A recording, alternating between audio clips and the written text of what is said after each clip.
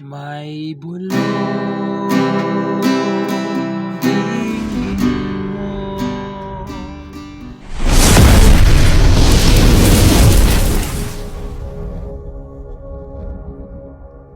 Hello mga ka-idol! So ngayon meron na naman akong ituturo sa inyong napakagandang kanta.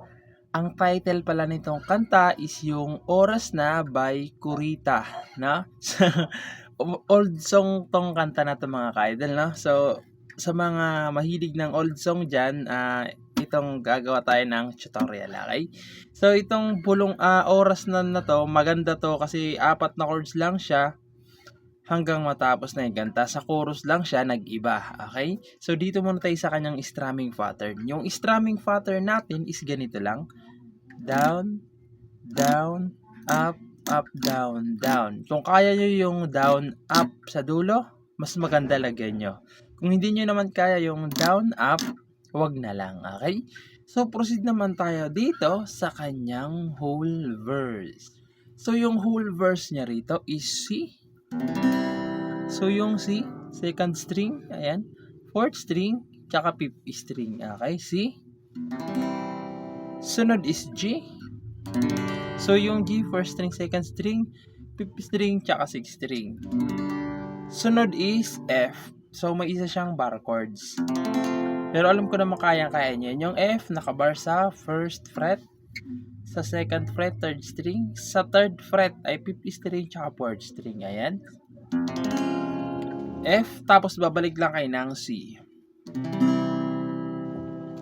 Yung mga chords na yan, 4 times nyo gagawin, okay? So, sasampulan ko kayo para mas maintindihan nyo yung tunog niya. So, ganito naman siya pag may tugtog. May bulong dinggin mo, tihip ng ating panahon. Isa pa, 4 na beses, may sigaw. Dinggin mo at ubos na ang oras mo. Isa pa, oras na magpasya kung saan ka pupunta. Last, pang-4, oras na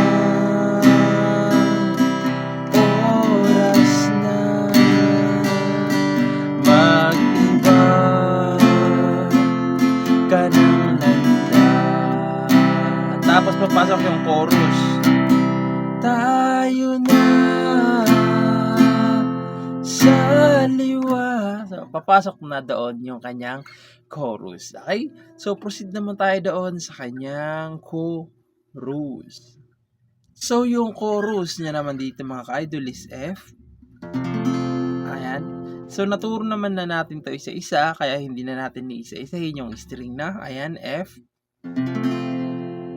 Tapos C. Tapos G. Tapos C ulit.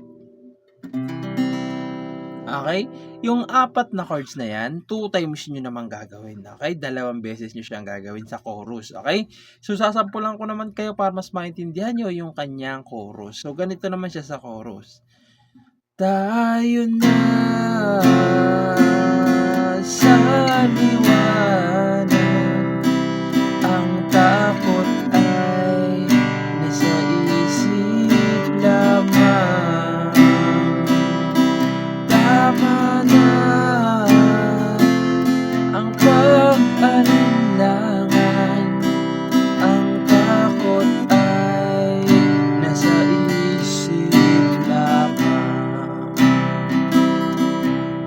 Tapos, babalik na naman kayo doon sa kanyang mga verse, okay? Doon naman yun sa part ng verse, doon sa kung daay titiyak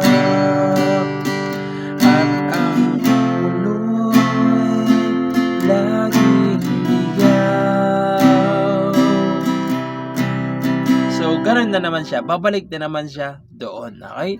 So, gano'n lang naman siya kadali, halos 4 chords lang talaga 'to, sa chorus lang siya nagbago, okay? Nag-iba ng posisyon, pero halos same chords lang sila, okay? So, ayun lang, sana nagustuhan niyo 'tong tutorial natin. Sa mga nagre-request ng reggae diyan, pagpasensyahan niyo na mga ka-idol kasi kinakabisado muna natin 'no, para at least maituro natin ng medyo maayos. So, ayun lang, sana nagustuhan niyo 'tong tutorial natin at good luck sa bago niyong matututunan.